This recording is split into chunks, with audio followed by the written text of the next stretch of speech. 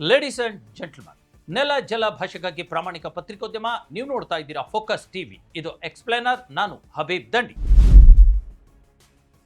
S ವೀಕ್ಷಕರೇ, ಇವತ್ತು ಇಡೀ ದೇಶದ ತುಂಬ ಗ್ಯಾಸ್ ಟ್ರಬಲ್, ಗ್ಯಾಸ್ನ ಸಮಸ್ಯೆ, ಗ್ಯಾಸ್ ಎಮರ್ಜೆನ್ಸಿ ಉಂಟಾಗ್ಬಿಟ್ಟಿದೆ. ಹೇಗೆ ಈ ಸಮಸ್ಯೆಯನ್ನು ಬಗೆಹರಿಸುವುದು? ಇಸ್ರೇಲ್ ಮತ್ತು ಇರಾನ್ನ ಯುದ್ಧ, ಅಮೆರಿಕಾದ ದುಷ್ಟ ಆಕ್ರಮಣಕಾರಿ ನೀತಿಯ ಯುದ್ಧದಿಂದಾಗಿ ಇಡೀ ಭಾರತ ದೇಶ ಮತ್ತು ನಮ್ಮ ಈ ಪೂರ್ವ ಏಷ್ಯಾ ದೇಶಗಳು ನಲಗ್ತಾ ಇರತಕ್ಕಂಥದ್ದು ನಮಗೆಲ್ಲರಿಗೂ ಗೊತ್ತಿದೆ. ನಮ್ಮ ದೇಶ, ಭಾರತ ದೇಶ ಅಷ್ಟೇ ಅಲ್ಲ, ರಾಜ್ಯ ಕರ್ನಾಟಕ ರಾಜ್ಯವು ಕೂಡ ದೊಡ್ಡ ಮಟ್ಟದಲ್ಲಿ ನಲಗ್ತಾ ಇದೆ. ಎಂತಹ ಸಮಸ್ಯೆ ತಂದೊಡ್ಡಿದೆ ಅಂತಂದರೆ, ನಾವು ಊಟ ಮಾಡುವಂಥ ಹೋಟೆಲ್ಗಳು ಕೂಡ ಇವತ್ತು ಬಂದಾಗುವಂಥ ಪರಿಸ್ಥಿತಿ ನಿರ್ಮಾಣವಾಗಿಬಿಟ್ಟಿದೆ. ಈ ಹಂತದಲ್ಲಿ ಪರಿಸ್ಥಿತಿ ಹೀಗೆ ಬಿಗಡಾಯಿಸುತ್ತೆ ಅನ್ನುವಂಥದ್ದು ಗೊತ್ತಿದ್ರೂ ಕೂಡ ಯಾಕೆ ಪ್ರಭುತ್ವಗಳು, ಅದು ಕೇಂದ್ರ ಸರ್ಕಾರ ಆಗಿರಲಿ ರಾಜ್ಯ ಸರ್ಕಾರ ಆಗಿರಲಿ, ಅಲರ್ಟ್ ಆಗಲಿಲ್ಲ? ತಮಗೆ ಬೇಕಾಗಿರುವಷ್ಟು ಸ್ಟಾಕನ್ನು ಯಾಕೆ ಇಟ್ಕೊಳ್ಳಿಲ್ಲ ಅನ್ನುವಂಥ ಪ್ರಶ್ನೆ ಎದ್ದೇಳುತ್ತೆ ಅಲ್ವಾ? ಈ ಕಡೆ ಈ ತರಹದ ಪರಿಸ್ಥಿತಿಯಿಂದ ಪಿಜಿಗಳು ಮುಚ್ಚುವಂಥ ಪರಿಸ್ಥಿತಿ ನಿರ್ಮಾಣವಾಗಿದೆ, ಆಸ್ಪತ್ರೆಗಳು ಮುಚ್ಚುವಂಥ ಪರಿಸ್ಥಿತಿ ನಿರ್ಮಾಣವಾಗಿದೆ, ಹೋಟೆಲ್ಗಳು ಮುಚ್ಚುವಂಥ ಪರಿಸ್ಥಿತಿ ನಿರ್ಮಾಣವಾಗಿದೆ, ಹಾಸ್ಟೆಲ್ಗಳು ಮುಚ್ಚುವಂಥ ಪರಿಸ್ಥಿತಿಗಳು ನಿರ್ಮಾಣ ಆಗಿದೆ. ಹಾಗಾಗಿ ಒಂದು ರೀತಿಯ ದೊಡ್ಡ ಒಂದು ರೀತಿ ಗ್ಯಾಸ್ ಎಮರ್ಜೆನ್ಸಿ ಅನ್ನುವಂಥ ಪರಿಸ್ಥಿತಿ ನಿರ್ಮಾಣವಾಗಿರ್ತಕ್ಕಂಥ ಈ ಹೊತ್ತಲ್ಲಿ ಜನಪ್ರತಿನಿಧಿಗಳಾಗಿ ಜನರಿಂದ ಆಯ್ಕೆಯಾಗಿ ಬಂದಿರತಕ್ಕಂಥ MLAಗಳ MP ಗಳ ನಡೆ ಹೇಗಿರಬೇಕು ಅನ್ನುವಂಥ ಪ್ರಶ್ನೆ ಇವತ್ತು ಹುಟ್ಕೊಂಡಿದೆ. ಆ ಪ್ರಶ್ನೆ ಹುಟ್ಕೊಳ್ಳಿಕ್ಕೆ ಬಹಳ ಪ್ರಮುಖ ಕಾರಣ BJP ಪಕ್ಷದ ನಾಯಕರು.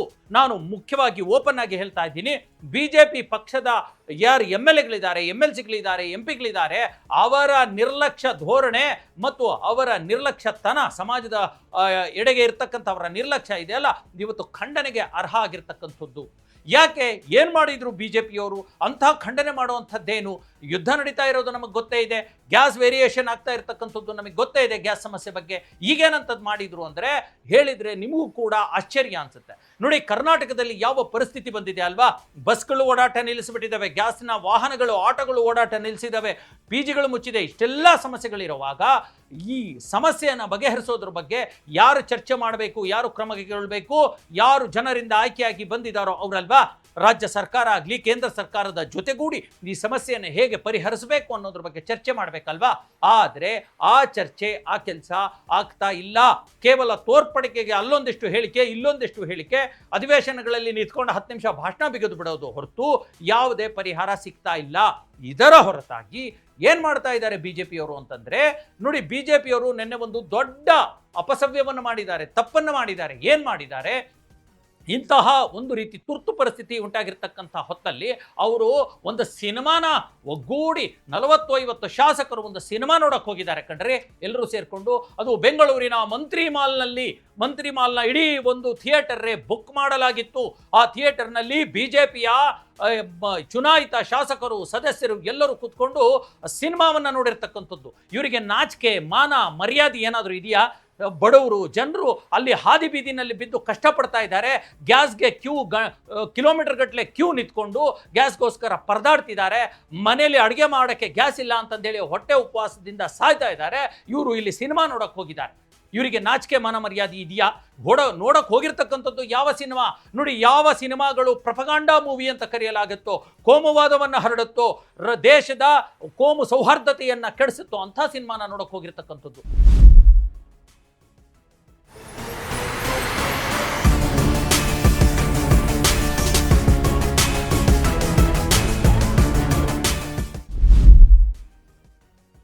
ಈಗಾಗಲೇ ಕೇರಳ ಸ್ಟೋರಿ ಅನ್ನುವಂಥ ಒಂದು ಸಿನಿಮಾ ಬಂದಿತ್ತು. ಅದು ಮಾಡಿರ್ತಕ್ಕಂಥ ದೊಡ್ಡ ಈ ಕಾಶ್ಮೀರ್ ಫೈಲ್ಸ್ನಂತೆ ಕೇರಳ ಸ್ಟೋರಿ ಕೂಡ ಪ್ರೊಪಗಾಂಡಾ ಮೂವಿ.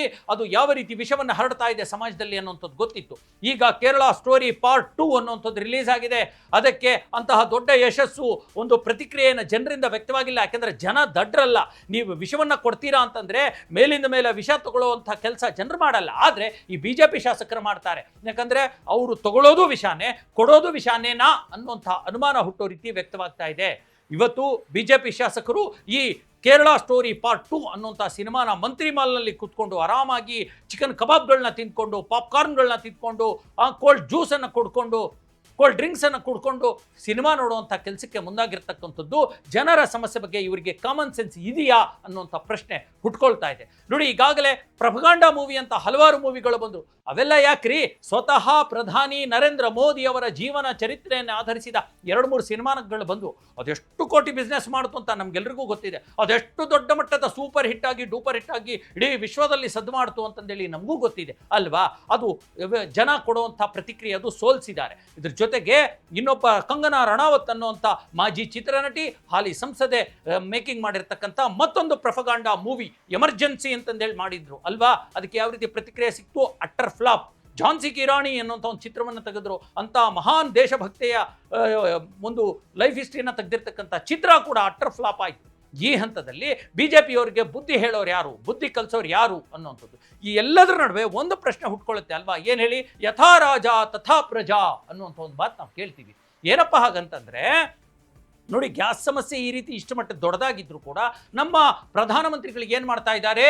ಅವರು ತಮಿಳುನಾಡು, ಕೇರಳದ ಚುನಾವಣಾ ಪ್ರಚಾರ ಮಾಡ್ತಾ ಇದ್ದಾರೆ. ನೋಡಿ, ನಮ್ಮ ದುರದೃಷ್ಟ ಇದು. ಯಾರು ಕೇಳಬೇಕು ಇದನ್ನ? ಯಾರು ಪ್ರಶ್ನೆ ಮಾಡಬೇಕು? ಸಿದ್ದರಾಮಯ್ಯನವ್ರು ಕೇಳಿದ್ರೆ ಮೋದಿ ವಿರೋಧಿ ಅಂತಾರೆ, DK ಶಿವಕುಮಾರ್ ಕೇಳಿದ್ರೆ ಮೋದಿ ವಿರೋಧಿ ಅಂತಾರೆ, ಅಥವಾ ಇನ್ಯಾರೋ ಪ್ರಜ್ಞಾವಂತರು ಕೇಳಿದ್ರೆ ಮೋದಿ ವಿರೋಧಿ ಅಥವಾ BJPಯ ವಿರೋಧಿ ಅಂತಾರೆ. ಅಲ್ಲ ರೀ, ಚುನಾವಣಾ ಪ್ರಚಾರ ಮಾಡುವಂಥ ಅವಶ್ಯಕತೆ ಇತ್ತಾ ಈ ಒಂದು ಗ್ಯಾಸ್ ಎಮರ್ಜೆನ್ಸಿ ಟೈಮಲ್ಲಿ? ಪ್ರಧಾನಮಂತ್ರಿಗಳಿಗೂ ಅವರಿಗೆ ಒಂದರ ಅರಿವು ಬೇಡವಾ? ಜನಪರ ಕಾಳಜಿ ಬೇಡವಾ? ಪ್ರಾಬ್ಲಮ್ ಸಾಲ್ವ್ ಮಾಡುವಂಥದ್ದು ಬೇಡವಾ? ಅಲ್ಲಿ ಯಥಾರಾಜ ಹಂಗಾದ್ರೆ ಇಲ್ಲಿ ಅವರದೇ BJP ಪಕ್ಷದ ಶಾಸಕರು ಸಿನಿಮಾ ನೋಡ್ಕೊಂಡು ಎಂಜಾಯ್ ಮಾಡ್ತಿದ್ದಾರೆ. ಪ್ರಾಬ್ಲಮ್ ಸಾಲ್ವೇಷನ್ ಬಗ್ಗೆ ಗಮನ ಹರಿಸ್ಕೊಳ್ಳೋದು ಬಿಟ್ಟು ಅಲ್ವಾ? ನಾವೊಂದು ಪತ್ರ ಬರೆದ್ವಿ ಅಂತ ತೇಜಸ್ವಿ ಸೂರ್ಯ ಹೇಳ್ಬಿಡ್ತಾರೆ, CT ರವಿ ರಾಜ್ಯ ಸರ್ಕಾರ ಸೋತಿದೆ ಅನ್ನುವಂಥದ್ದು ಸ್ಟೇಟ್ಮೆಂಟ್ ಕೊಟ್ಬಿಡ್ತಾರೆ. ಆದರೆ ಜನಗಳ ಸಮಸ್ಯೆ ಪ್ರಾಬ್ಲಮ್ ಸಾಲ್ವ್ ಮಾಡೋರು ಯಾರು ಅನ್ನುವಂಥ ಪ್ರಶ್ನೆ ಇವತ್ತು ಹುಟ್ಕೊಂಡಿರ್ತಕ್ಕಂಥದ್ದು. ಹಾಗಾಗಿ ಅದೊಂದು ಮಾತಿದೆಯಲ್ಲ, ಅದೆಲ್ಲೋ ರೋಮ್ನಲ್ಲಿ ಇಡೀ ರೋಮ್ ನಗರಕ್ಕೆ ಬೆಂಕಿ ಬಿದ್ದು ಹೊತ್ಕೊಂಡು ಉರಿತಾ ಇದ್ರೆ ಅದರ ರಾಜ ನೀರೋ ಏನು ಮಾಡ್ತಿದ್ದ ಅಂದರೆ ಪಿಟೀಲ್ ಬಾರಿಸ್ಕೊಂಡು ಕೂತಿದ್ದಂತೆ. ಹಂಗಾಗಿದೆ ನಮ್ಮ ದೇಶದ, ನಮ್ಮ ರಾಜ್ಯದ ಪರಿಸ್ಥಿತಿ, BJP ಶಾಸಕರ, BJP ಸಂಸದರ ಮನಸ್ಥಿತಿ ಅನ್ನುವಂಥದ್ದು. ಬಡ ಅವರ ಕಷ್ಟವನ್ನು ಕೇಳೋರು ಯಾರು?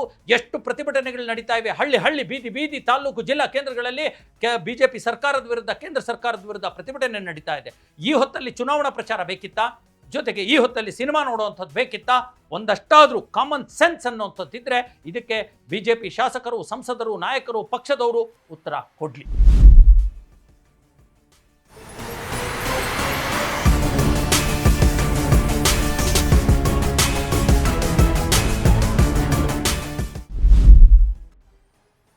ಎಸ್ ವೀಕ್ಷಕರೇ, ಇದಾಗಿತ್ತು ಇವತ್ತಿನ ಎಕ್ಸ್ಪ್ಲೇನರ್.